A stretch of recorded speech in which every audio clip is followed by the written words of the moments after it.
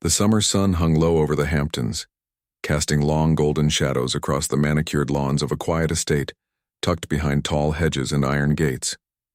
Inside the house, everything gleamed. Polished marble floors, spotless windows, furniture arranged with the kind of precision that only comes from someone who notices every dust mote in the air. It was the kind of home that looked perfect in photographs, but felt strangely empty when no one was speaking. Upstairs, in a room lined with bookshelves and soft lamplight, a man sat alone on a leather armchair, staring at a photograph on his desk. He hadn't moved in nearly an hour. The photo showed him years younger, arm around a woman with warm eyes and a wide smile, standing on a beach with the wind in their hair. That was before the accident, before silence became his constant companion. He wasn't used to silence. For most of his life, he'd been surrounded by noise. Boardrooms, conference calls, investors shouting over each other, the hum of servers and data centers he'd built from nothing. But now even the house felt too loud in its emptiness. The ticking of the grandfather clock in the hall, the distant crash of waves, the creak of floorboards under careful footsteps, it all pressed in on him like a weight. He'd hired help after his wife passed, not because he needed someone to clean, though the house was too big for one person, but because he couldn't stand being alone with his thoughts all day. The staff came and went like ghosts, quiet, efficient, never lingering. He appreciated that, or so he told himself. But lately something had changed. He'd overheard two gardeners whispering near the rose bushes one morning. "He's not the same," one had said. "Walks around like he's lost." The other had nodded. "Poor guy. But you know how these rich folks are, they'll smile to your face and fire you the next day if you breathe too loud." The words stuck with him, not because they were cruel, but because they were probably true. He had fired people before, coldly, efficiently, when they didn't meet his standards. Back then it had felt like business. Now it felt like armor. And armor, he was starting to realize, could get heavy. That's why he'd begun watching the new maid more closely. She'd been with the household for just under 3 months. Quiet didn't even begin to describe her. She moved like she was afraid of disturbing the air. Never made eye contact for more than a second. Always wore the same simple uniform. Navy dress, white apron, hair pulled back neatly. She spoke only when spoken to, and even then her voice was so soft you had to lean in to hear. But there was something about her that didn't fit the usual mold. She never gawked at the art on the walls or the vintage cars in the garage. She didn't sneak extra food from the kitchen or linger near his office when he was on calls. In fact, she seemed almost respectful. Not in the way people are respectful of money, but in the way someone respects a wound they can see but aren't allowed to touch. A few nights ago, he'd come downstairs for a glass of water and found her standing in the hallway, looking at a framed photo on the wall, the same one on his desk. She hadn't noticed him. Her expression wasn't curious or nosy. It was sad, genuinely sad, like she knew something about loss herself. When she finally turned and saw him, she'd flinched slightly, murmured an apology, and disappeared down the hall so fast he barely heard her footsteps. That moment had unsettled him, not because he minded her looking, it was a public photo after all, but because of the look in her eyes. It wasn't pity, it was understanding.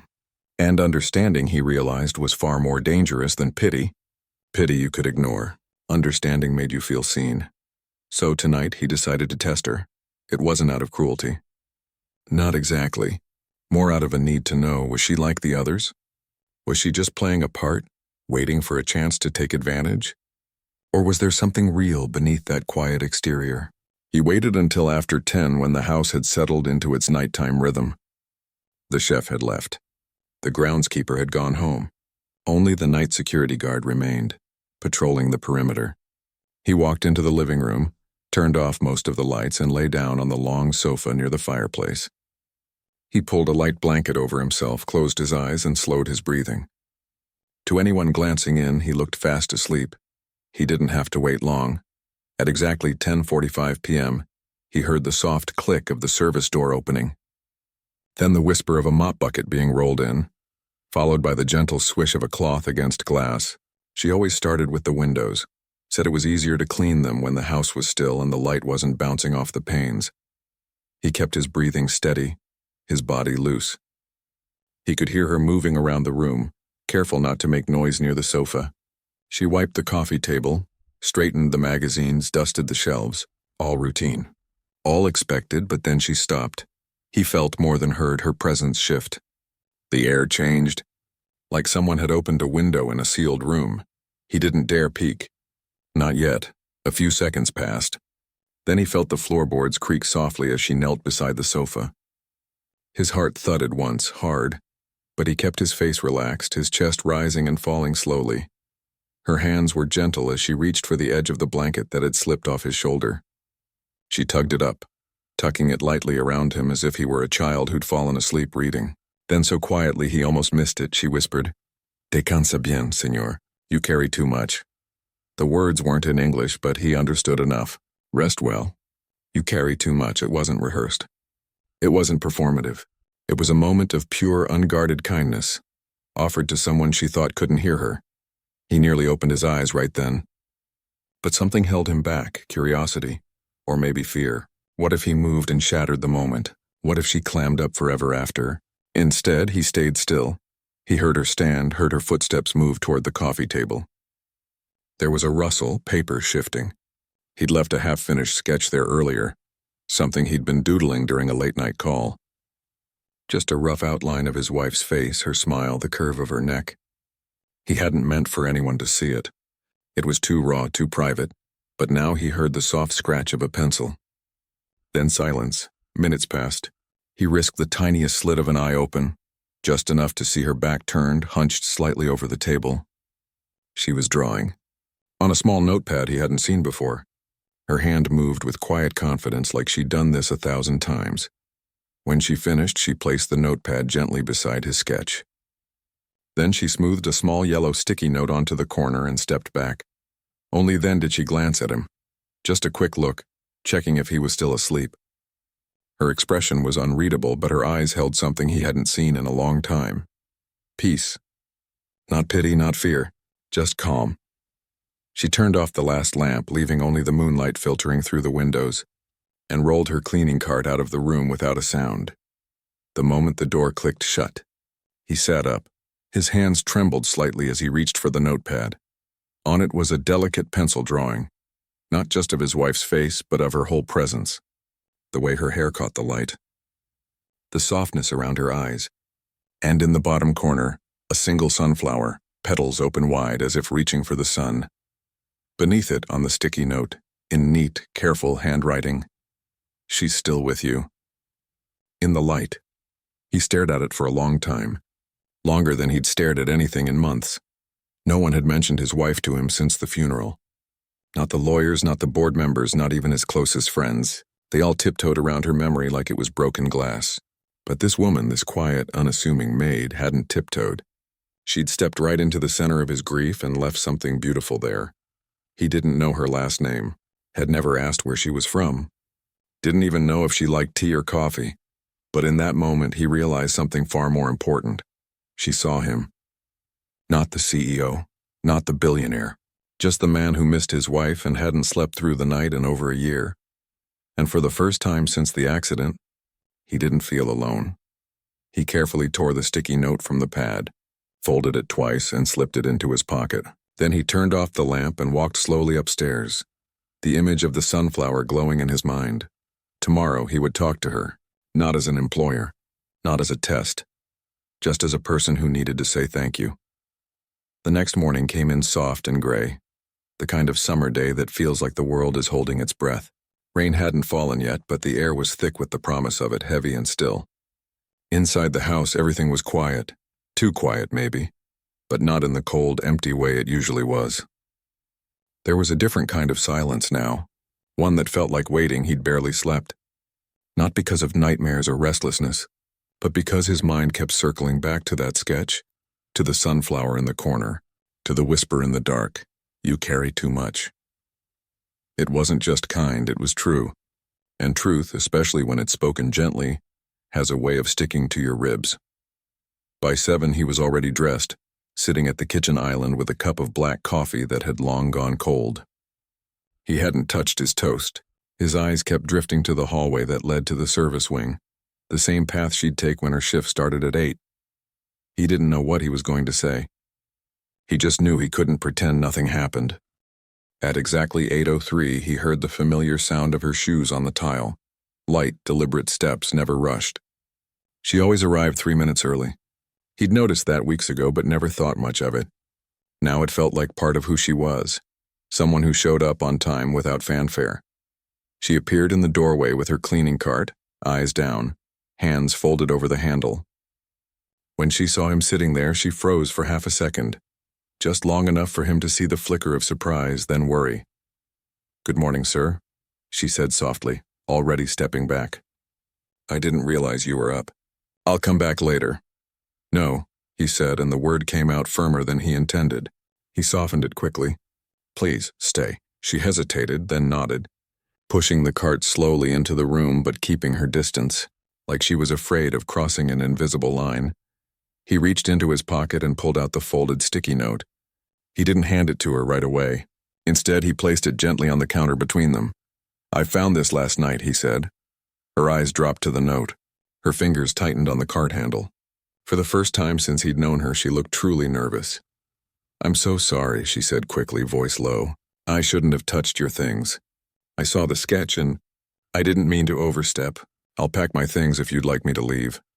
The words tumbled out fast, like she'd rehearsed them in her head 100 times for this exact moment, and that broke something in him. "Wait," he said, standing slowly. "That's not why I called you in." She looked up then, just for a second, but it was enough. Her eyes were wide, dark, full of apology and something else he couldn't name. Fear, maybe, or shame. "I didn't come here to fire you," he said, stepping closer but stopping when he saw her tense. "I came to thank you," she blinked. "Thank me?" "For the drawing, for what you said." He paused, searching for the right words. No one's spoken about her in months. Not like that. Not like she's still real. She swallowed hard. "I didn't mean to pry. It's just, I lost my mom when I was young. And I remember how it felt when people acted like she never existed. Like if they didn't mention her, the pain would go away." She looked down again. "But it doesn't, it just gets heavier." He was quiet for a long moment. Outside, the first drops of rain began to fall, soft taps against the window. "You drew her like you knew her," he said finally. "I didn't," she said, "but I saw how you looked at that photo, and how you left the sketch out like you couldn't finish it. Sometimes, grief doesn't need words. It just needs someone to hold the space for it." He didn't know what to say to that, so he didn't say anything. Instead, he walked to the coffee pot, poured a fresh cup, and placed it on the counter near her. "Do you drink coffee?" he asked. She looked surprised. "Yes, with a little milk if it's okay."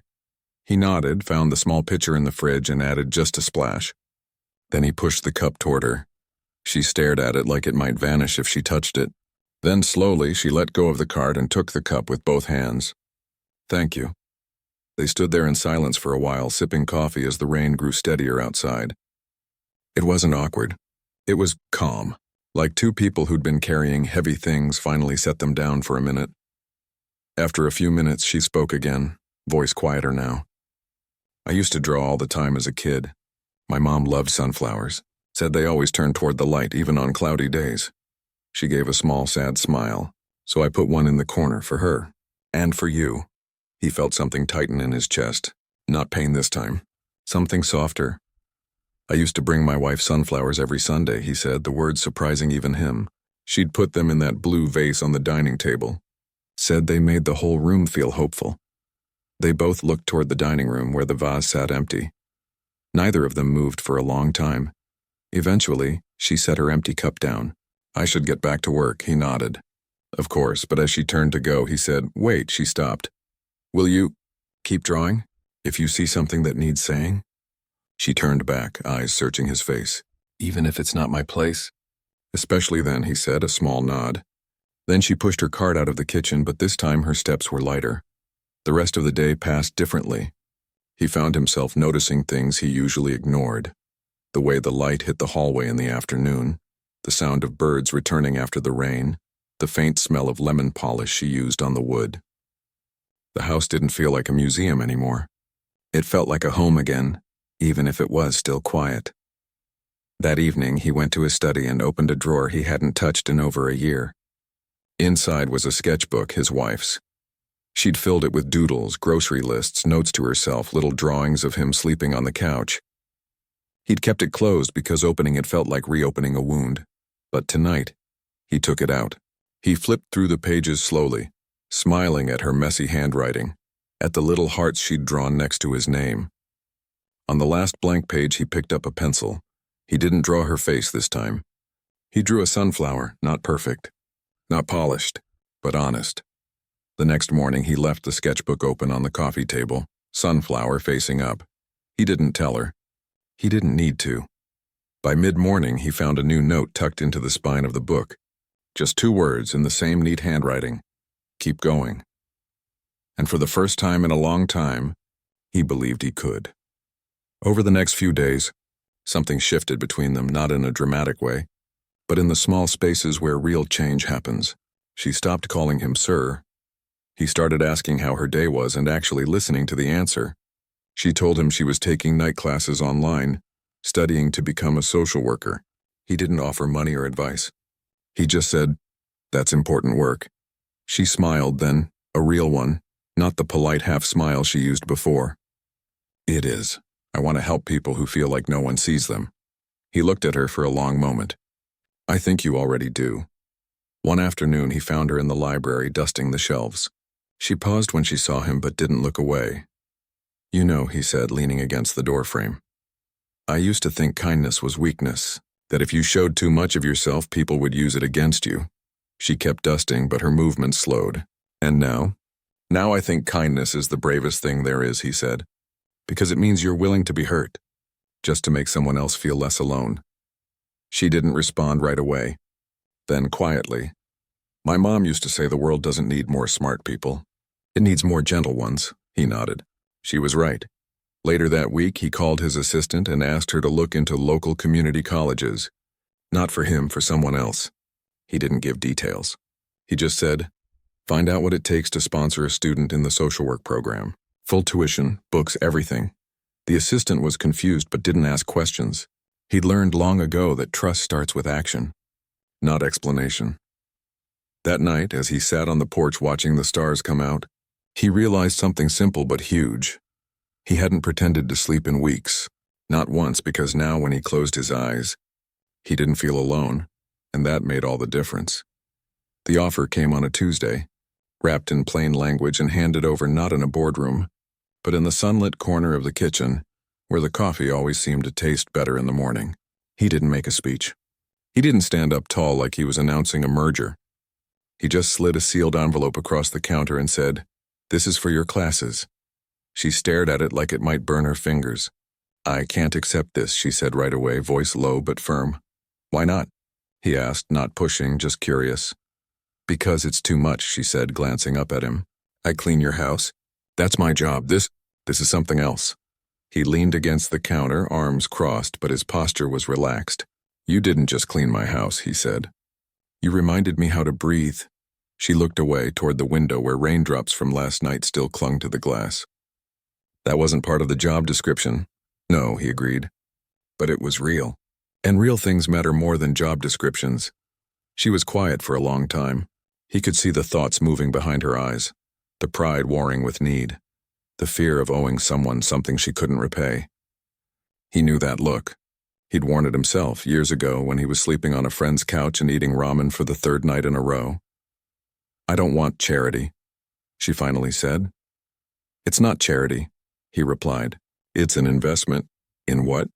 "In kindness," he said simply.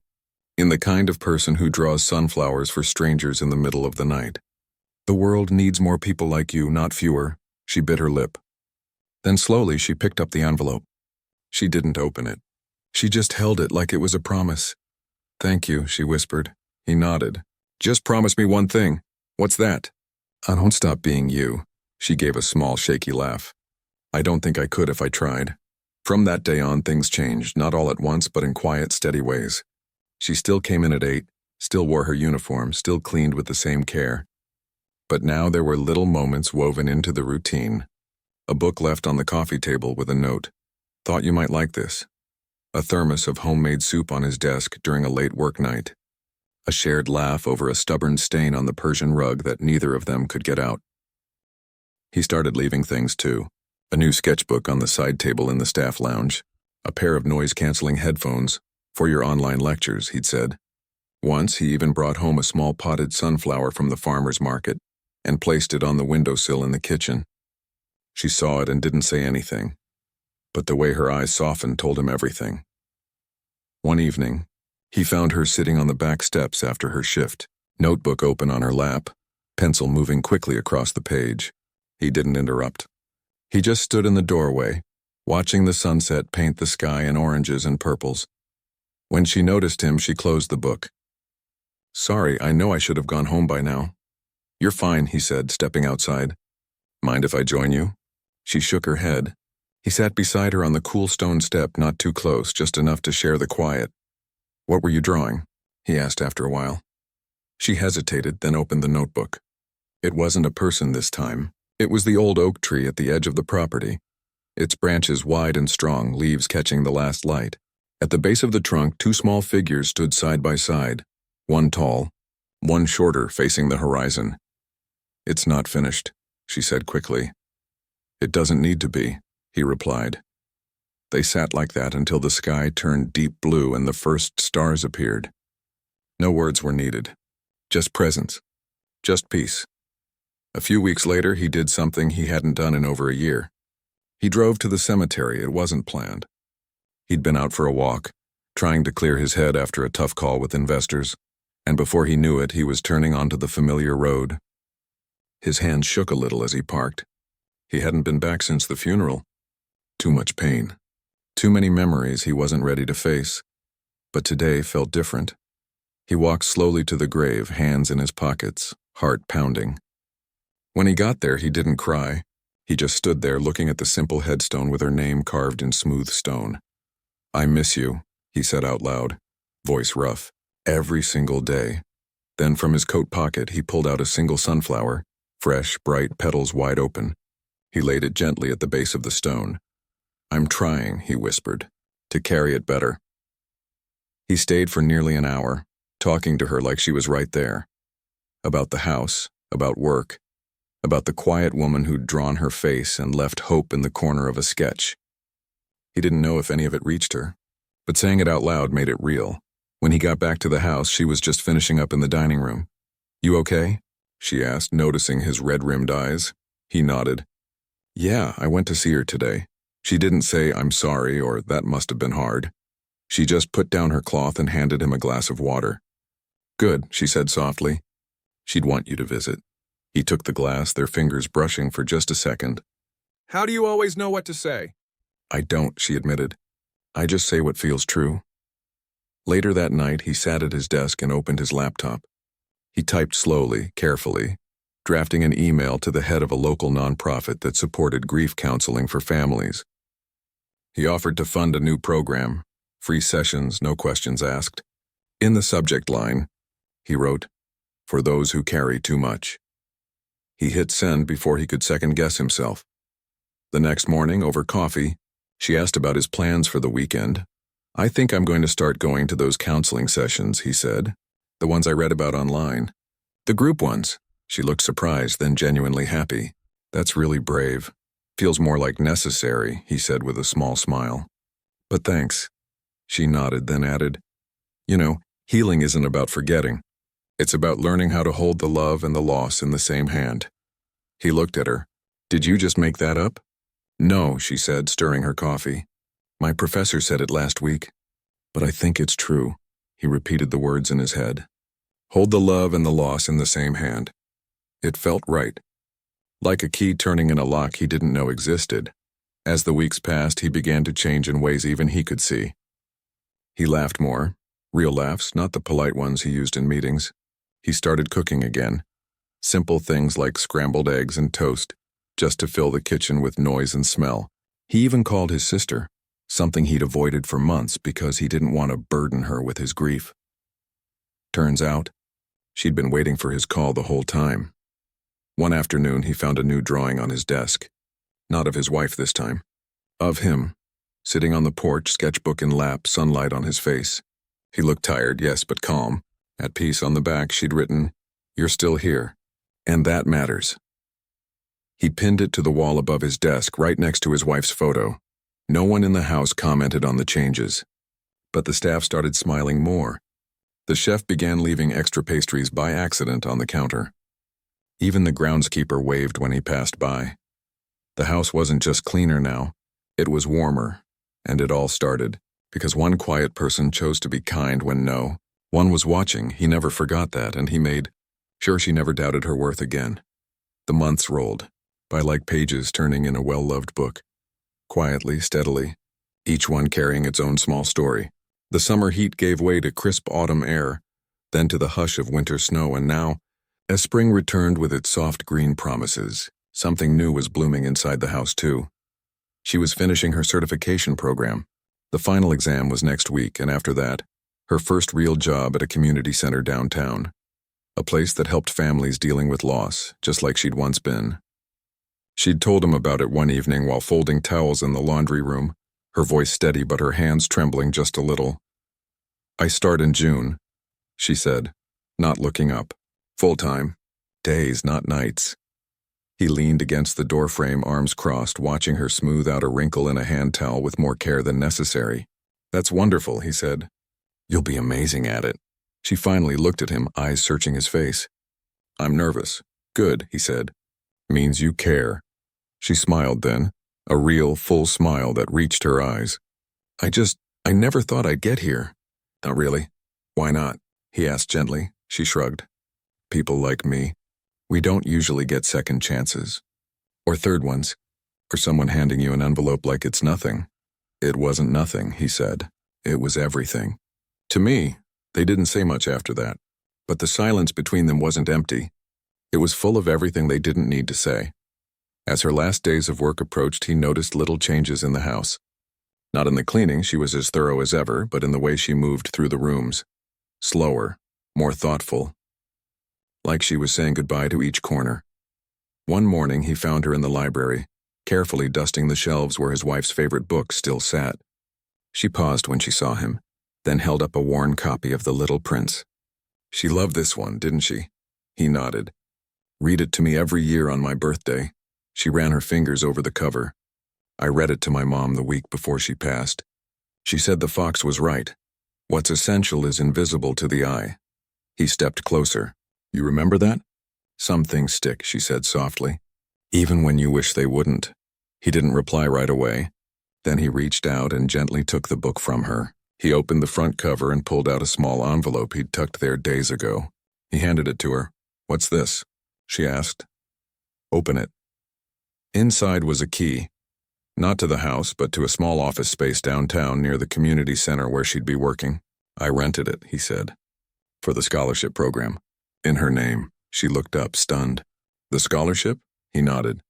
"For students in your program, full ride. Books, fees, even a little for living costs. You'll run it. Interview applicants. Decide who gets it."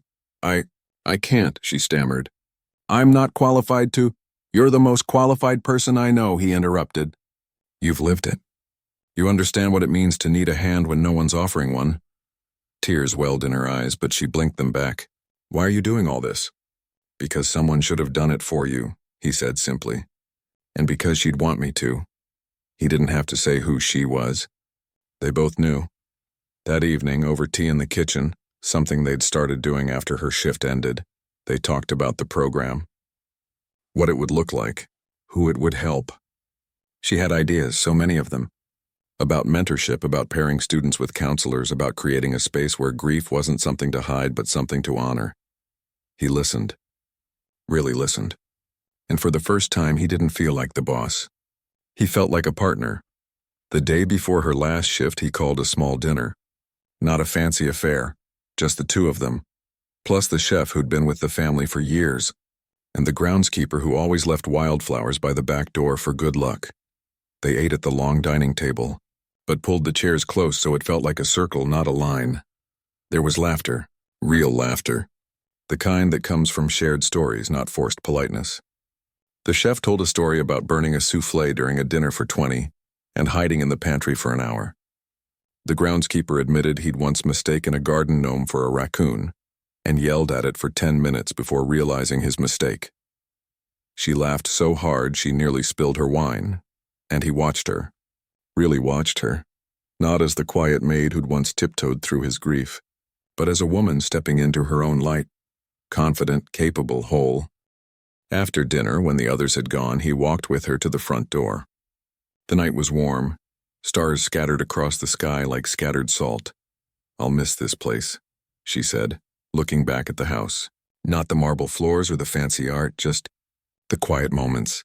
"I'll miss you too," he said, "but I'll see you around. The scholarship board meets once a month, remember?" She smiled. "Don't think I'll let you skip." He reached into his coat pocket and handed her a small box. "One more thing." Inside was a simple silver pendant, a tiny sunflower, delicate but strong. "My wife wore one like it," he said. "I had this made for you. Not as a gift, as a reminder." "Of what?" she asked, voice soft. "That you turned toward the light, even when it felt far away, and that you helped me find it again." She didn't cry, not then, but she held the pendant tightly in her palm like it was a promise. The next morning, she didn't come in at 8. Her uniform was neatly folded on the staff chair with a note on top. "Thank you for seeing me." He read it 3 times before tucking it into his wallet. Later that day, he drove downtown. Not to an office or a meeting, but to the community center. He didn't go inside. He just parked across the street and watched as she walked up the steps.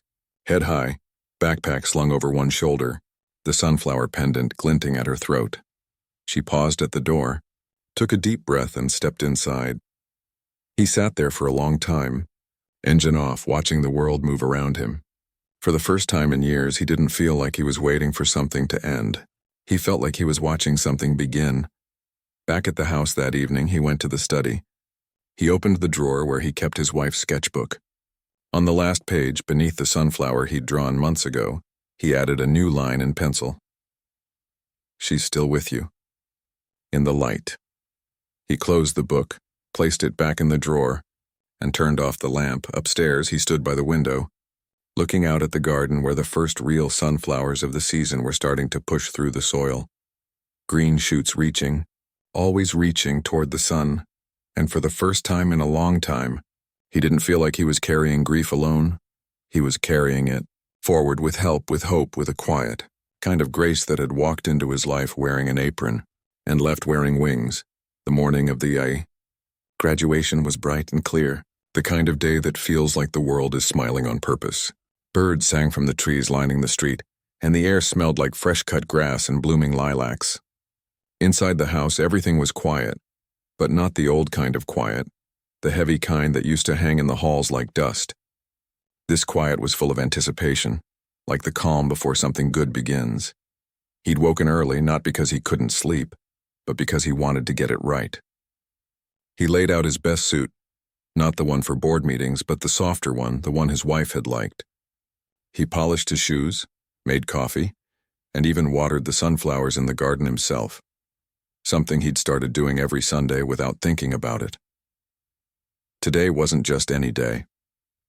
Today was the day she crossed a threshold he'd watched her walk toward for months, step by careful step, through late-night study sessions, through doubts, through the kind of courage that doesn't shout but simply shows up. He wasn't hosting a grand party. No photographers, no speeches for the press. Just a small dinner in the dining room, the same one where they'd shared tea and quiet talks, inviting only the people who'd mattered along the way.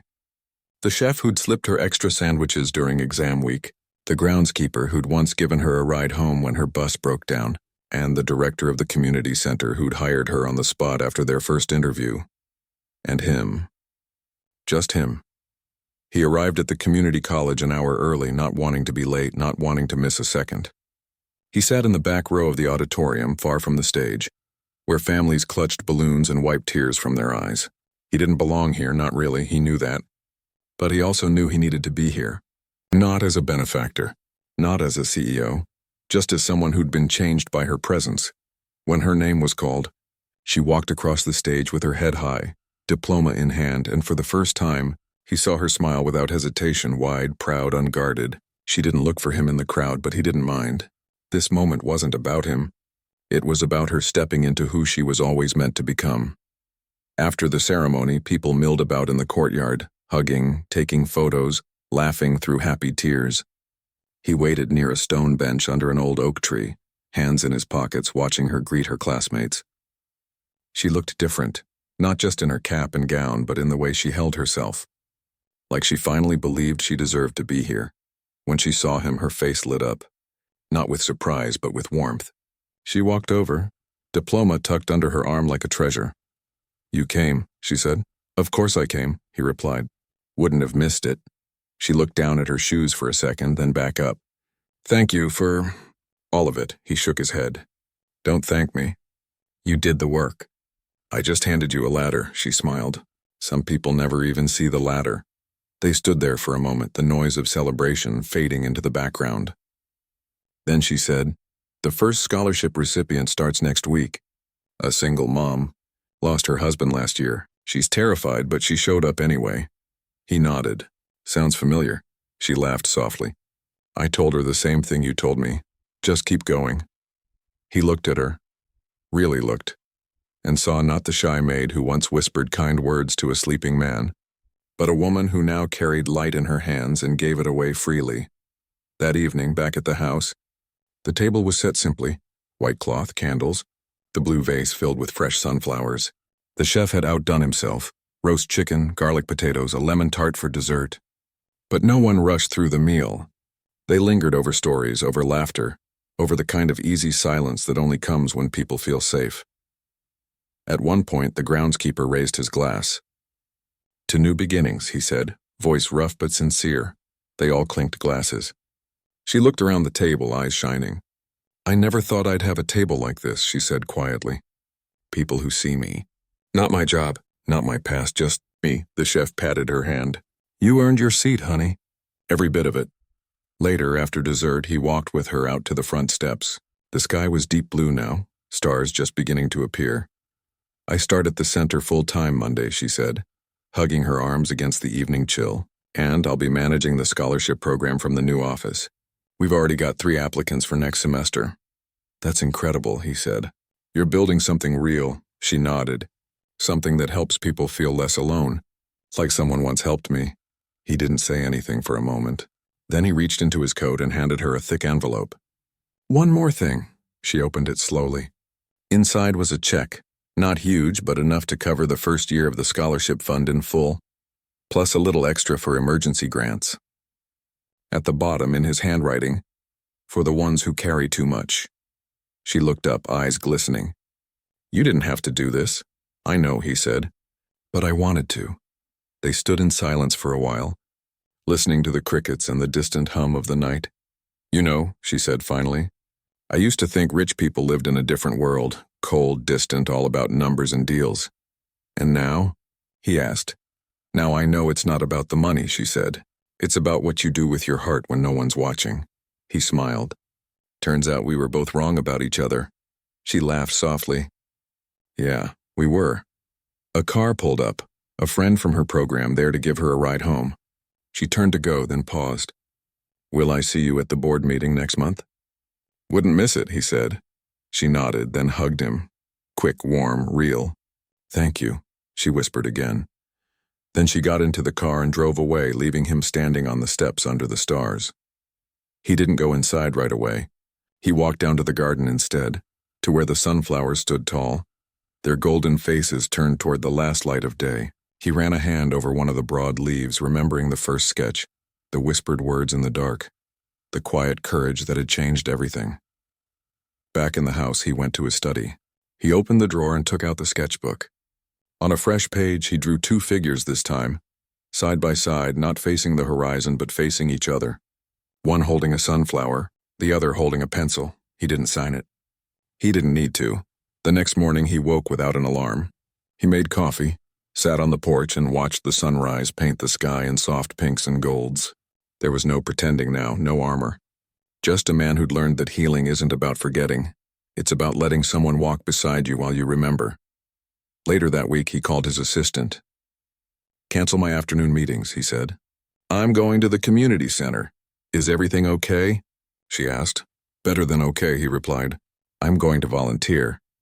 And for the first time in years, the word home didn't just mean a house with marble floors and empty rooms.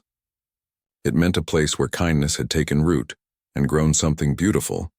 He didn't need to test anyone anymore, because he'd already been seen, and that was enough.